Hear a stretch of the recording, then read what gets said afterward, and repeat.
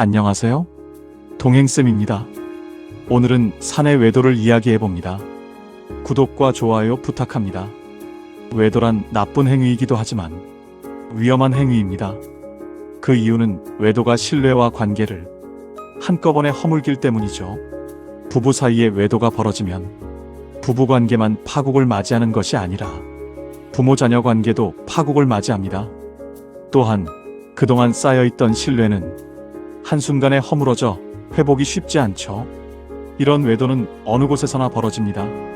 친인척 관계 안에서도 벌어지고 지인 사이에서도 벌어집니다. 동호회 안에서도 벌어지고 직장 내에서도 벌어지죠. 오늘은 직장 내에서의 외도, 즉 사내 외도를 이야기해보며 사내 외도가 얼마나 위험한지 이야기해봅니다. 먼저 모든 외도는 영원히 비밀로 유지되지 않죠. 디지털 시대가 되면서 모든 것은 기록을 남깁니다.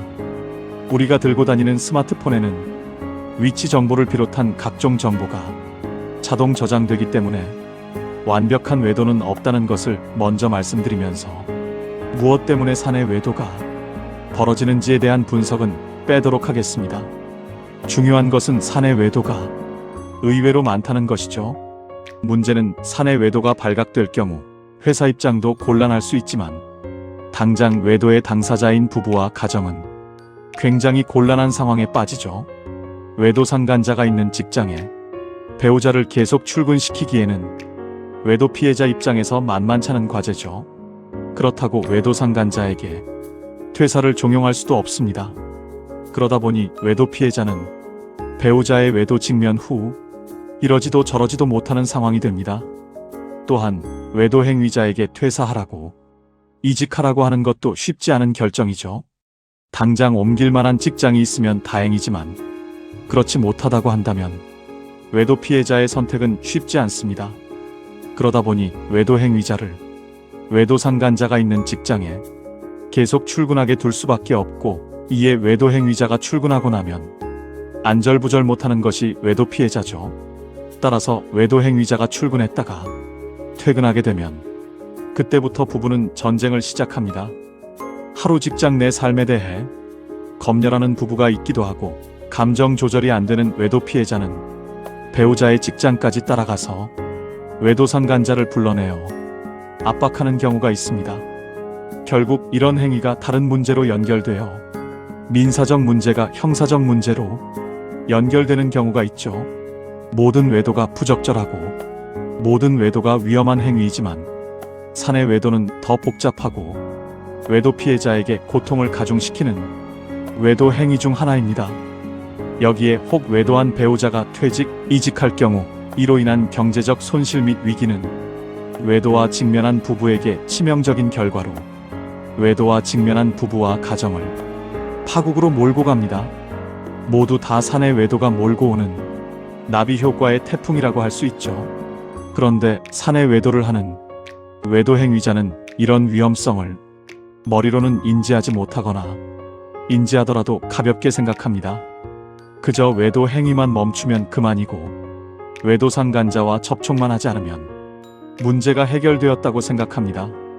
매우 무책임하고 공감 없는 대처가 바로 이런 것이죠.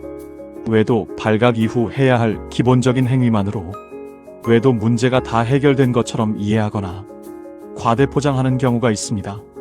사내 외도가 되었건 다른 외도가 되었건 외도 발각 이후 외도 피해자가 겪는 고통과 트라우마는 외도 관계 정리나 외도 행위 멈춤만으로 끝나지 않습니다. 따라서 사내 외도 발각 후 부부는 지혜로운 대처와 사내 외도가 얼마나 큰 파장을 몰고 오는지에 대한 공감대가 필요하며 다른 외도 못지않게 외도 문제 해결 및 외도 극복에 대한 치료적 접근을 즉시 해야 합니다. 그렇지 않을 경우 부부관계는 파국적 상황이 되고 이것이 퇴직이나 이직으로 이어질 경우 경제적 손실과 위기는 오로지 외도와 직면한 부부의 몫이 되죠. 사내 외도는 직장이라는 공간에서 자연스럽게 그리고 은밀하게 이루어지기에 동료들도 잘 모를 수 있고 외도 피해자도 잘 모를 수 있습니다.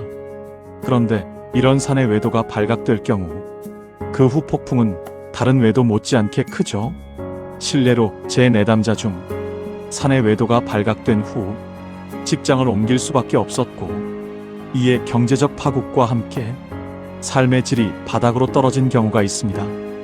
그리고 그 후유증과 부작용에서 오랜 시간 동안 고통을 맛본 경우가 있습니다. 따라서 사내 외도가 발각되었다면 즉시 전문가의 도움을 받는 것이 좋습니다.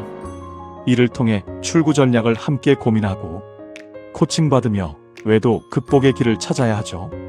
현대 사회는 결혼 유무를 떠나 남녀가 맞벌이하는 경우가 흔하고, 자연스럽게 정서적 공감대를 직장 내에서 나눌 수 있는 기회가 많아졌습니다.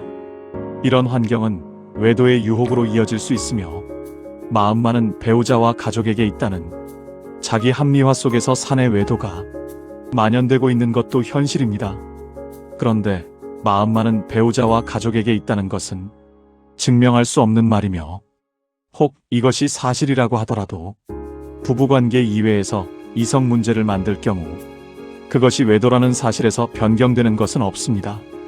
따라서 외도 발각 후 변명과 자기 합리화에 빠지지 마시고 효과적인 출구 전략을 찾는 것에 부부는 함께 노력해야 하며, 이를 위해 전문가를 활용하는 것은 지혜로운 선택과 결정이 됩니다.